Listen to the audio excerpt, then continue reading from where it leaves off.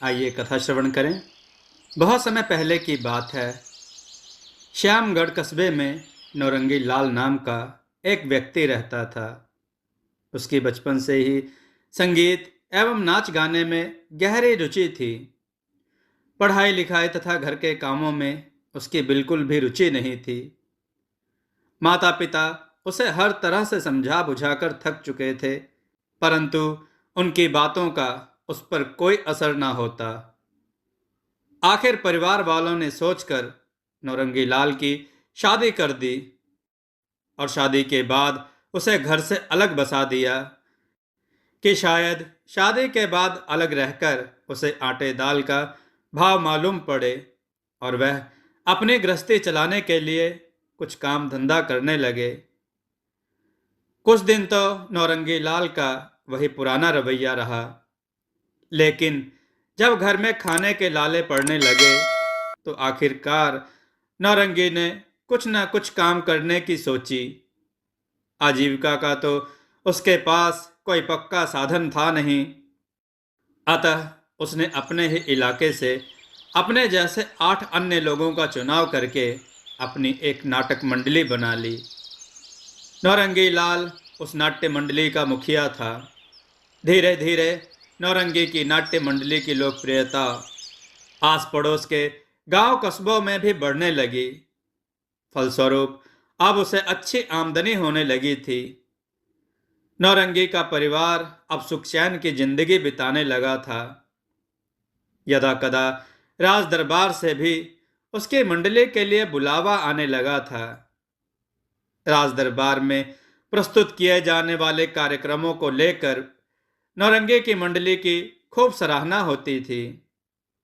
आखिर एक बार राजा ने नौरंगी के कार्यक्रम से खुश होकर इनाम के रूप में उसे अपनी एक जागीर प्रदान कर दी। अब नौरंगी की जागीर से भी अच्छी खासी आय होने लगी। नौरंगी और उसके परिवार के दिन अब इसी प्रकार हंसी खुशी बीत रहे थे। एक बार नौगढ़ के जागीरदार माधव सिंह की पुत्री के विवाह के अवसर पर उसके मंडली को निमंत्रित किया गया। नौरंगी अपनी मंडली के सदस्यों के साथ नौगढ़ प्रस्थान कर गया। नौगढ़ और रामगढ़ के बीच 10 कोस की दूरी थी और रास्ता बहुत खतरनाक जंगलों से होकर गुजरता था। इस घने सुनसान जंगल में जंगली जानवरों के अलावा अक्सर चोर डाकुओं का भी भय बना रहता था। नौरंगी लाल अपनी मंडली के सदस्यों के साथ तेज कदमों से नौगढ़ की ओर बढ़ा चला जा रहा था। उसकी इच्छा थी कि वह शाम होने से पहले ही नौगढ़ की हवेली में पहुंच जाए। दिन भर का थका मांदा सूरज पर्वतमालाओं के ओट में छिपने की तैयारी करने लगा था। शाम घिर आई थी। सहसा एक पहाड़ी नाले के पास 3 हट्टे कट्टे डाकुओं ने उनका रास्ता रोक लिया और डाकुओं के सरदार ने कड़कती आवाज में पूछा, जो कुछ सामान तुम्हारे पास है चुपचाप हमारे हवाले कर दो, वरना काट कर तुम्हें इसे नाले में फेंक दिया जाएगा। बेचारे नौरंगी और उसके साथियों के पास तो तबला और ढोलक के अलावा और था ही क्या जो वे डाकुओं को देकर अपनी जान बचाते।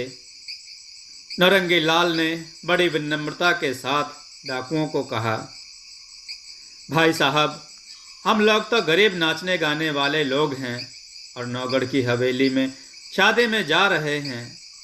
हमें माफ़ कीजिएगा, हमारे पास आपको देने के लिए कुछ भी नहीं है। डाकुओं पर उनकी बातों का कोई असर ना हुआ। डाकुओं के सरदार ने फिर गरजते हुए कहा, अरे तुम्हारे पैसे नहीं अरे तुम्हारे पास पैसे नहीं हैं तो क्या हुआ, जब तक हम ना कहें तब तक तुम लोग हमारे मनोरंजन के लिए नाचते गाते रहोगे। बेचारा नौरंगी अब मरता क्या ना करता। उसने विवश होकर अपनी मंडली के साथियों से अपने कला कौशल दिखाने को कहा।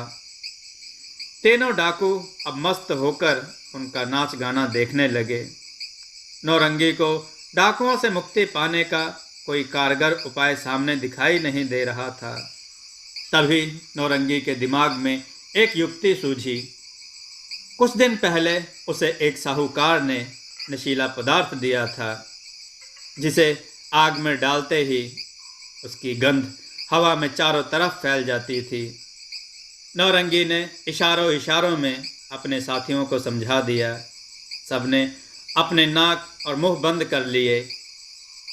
सब गाने और बजाने लगे। नौरंगी नाचते नाचते आग के पास गया, जहां तीनों डाकू आराम से बैठे हुए थे। डाकू मदिरा पीने और उसका आनंद लेने में इतने व्यस्त थे कि उन्हें सामने क्या हो रहा है कुछ समझ नहीं आया। नौरंगी ने जेब में से नशीला पदार्थ निकाला और उसे आग में डाल दिया। आग में पड़ते ही उस नशीले पदार्थ की गंध चारों तरफ फैल गई, जिसकी वजह से वे तीनों डाकू वहीं बेहोश हो गए।